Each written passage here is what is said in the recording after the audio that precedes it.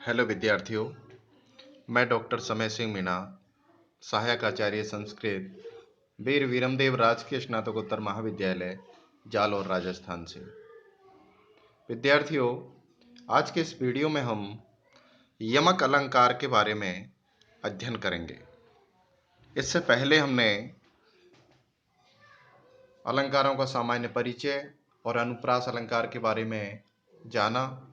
आज के इस वीडियो में हम यमक अलंकार के लक्षण, उदाहरण सहित पूरा विवेचन समझेंगे। आइए देखते हैं। यमक अलंकार लक्षण है कि सत्यर्थे पृथक अर्थायाः स्वर व्यंजन संहते क्रमेण तेनैवावृत्तिर्यमकं विनिगद्यते। सति अर्थे पृथक अर्थाया अर्थात सार्थक या अर्थवान एवं परस्पर भिन्नार्थक स्वर व्यंजन संहते स्वर व्यंजन समूह की क्रमेण यानी क्रम से, तेनैव क्रमेण यानी उसी क्रम से, आवृत्ति यदि आवृत्ति होती है तो उसको यमकम विनिगद्यते, यमक कहा जाता है, यमक अलंकार कहा जाता है। इसको वृत्ति के द्वारा समझें कि अत्र द्वयोरपि वर्ण संघातयोः क्वचित् सार्थकत्वं क्वचित् निरर्थकत्वं क्वचिदेकदेशस्य सार्थकत्वम् अपरस्य निरर्थकत्वम् अतः उक्तं सत्यर्थे इति। तेनैव क्रमेण दमो मोदः इत्यादिर्विविक्त विषयत्वम् एतच्च पदपादाद्यावृत्तित्वेन एभूततमं भेदं दिङ्मात्रम् उदाहृयते। अर्थात इस यमक अलंकार में दोनों ही वर्ण समूह की कहीं सार्थकता, कहीं निरर्थकता, कहीं एक भाग की सार्थकता और कहीं अपर भाग की निरर्थकता रहती है। इसलिए सत्यर्थे ऐसा लक्षण में कहा गया है। उसी क्रम से वर्ण समूह की आवृत्ति होनी चाहिए, अर्थात यहाँ जो वर्ण समूह की आवृत्ति होती है वो ठीक उसी प्रकार से होनी चाहिए जो पहले वाले भाग में होती है। इसलिए दमो मोदा, यहाँ हम देखते हैं कि दमो, यहाँ दकार मकार और उकार की आवृत्ति उसी क्रम से नहीं हुई है। यहाँ पर अगले पद में मकार पहले आ जाता है, दकार बाद में, तो यहाँ यमक नहीं होगा। वर्णों की आवृत्ति हो रही है लेकिन यमक नहीं होगा। अतः ये जो अलंकार है पदवृत्ति पदादि वृत्ति के भेद से अनेक प्रकार का होता है। इस अलंकार को हम समझें कि इसमें वर्णों का जो समूह है उसकी आवृत्ति होती है, अर्थात रिपीटेशन होता है। लेकिन जो रिपीटेशन होगा वो ठीक उसी क्रम से होगा जो पहले वाला शब्द है। जैसे इस उदाहरण के द्वारा हम समझें कि नव पलाश पलाश बनम पुरः स्फुटक पराग परागत पंकजम मृदुलतांत लतांतमलोकयत् ससुरभिं सुरभिं सुमनोभरै। नव पलाश पलाश बनम, तो यहाँ देखिए पलाश पलाश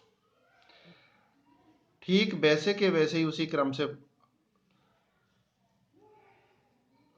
रिपीटेशन हुआ है, आवृत्ति हुई है वर्ण समूह की। अगले पद में हम देखते हैं द्वितीय पद में पराग पराग, तृतीय पद में लतांत लतांत, चतुर्थ में सुरभीम सुरभीम। इस प्रकार यहाँ पर वर्ण समूह की आवृत्ति हुई है। तो इसका अर्थ हम समझें कि नव पलाश पलाश बनमपुरा, स यानी उस भगवान श्री कृष्ण ने, उन्होंने नव पलाश नवीन पत्तों वाले पलाश वनम यानी ढाक के वन को, और स्फुट स्पष्ट अच्छे से व्यक्त हो गया है पराग, जिनमें ऐसे पंकज परागत पंकजम, व्याप पराग से परागत यानी व्याप्त, पंकजम यानी कमल को, मृदुल यानी कोमल और लतांत मुरझाए हुए लतांतम लता समूह को, अलोकयत देखा, और साथ ही किनको देखा? सुरभीम सुरभीम सुमनो भरई, सुमनो भरई पुष्प समूह से सुरभित सुरभिम यानी बसंत ऋतु को देखा। तो ये इसका अर्थ हुआ। अब इसमें हम लक्षण को किस प्रकार घटित करेंगे, आइए देखते हैं कि नव पलाश पलाश बनम पुरः। तो यहाँ प्रथम पद में दोनों पलाश यानी पहले का पत्ता अर्थ है, दूसरा का ढाक, तो दोनों पदों की सार्थकता है। द्वितीय पद में पराग यानी पुष्पराग, और परागत जो है, ये परागत का आधा भाग है पराग, इसलिए इसकी निरर्थक हुआ। तृतीय पाद में हम मृदु लतांत लतांतम, तो लतांत लतांत, तो मृदुल प्लस तांत, तो यहाँ पर तांत का अर्थ मुरझाया हुआ, तो लतांत शब्द का कोई अर्थ नहीं होता, लेकिन अगले लतांत का अर्थ होता है क्योंकि वो सार्थक है। लता प्रांत भाग, लता समूह। और चतुर्थ पाद में रभिसु रभिसु, ये दोनों ही पद निरर्थक हैं, लेकिन पदों की आवृत्ति हुई है, वर्ण समूहों की उसी क्रम से आवृत्ति हुई है, चाहे उनमें दोनों पद सार्थक हैं, चाहे दोनों निरर्थक हैं, चाहे पहला पद सार्थक है, चाहे पहला पद निरर्थक है। तो इस प्रकार से केवल वर्णों की समूह की जो आवृत्ति है वो ठीक उसी प्रकार से हुई है जैसी पहली हुई है, तो इसलिए यहाँ पर यमक अलंकार है। इससे एक रसगत वैशिष्ट उत्पन्न होता है, चमत्कार उत्पन्न होता है, इसलिए यह यमक अलंकार की सृष्टि हो जाती है। अब हम देखते हैं कि इस अलंकार में कहीं पद की आवृत्ति, कहीं पाद के आदि भाग की आवृत्ति, कहीं पाद के अंतिम भाग की आवृत्ति इत्यादि आवृत्ति के अनेक प्रकार होने से इस अलंकार के भी अनेक भेद हो जाते हैं। तो विद्यार्थियों, आप लोगों के यमक अलंकार समझ में आ गया होगा।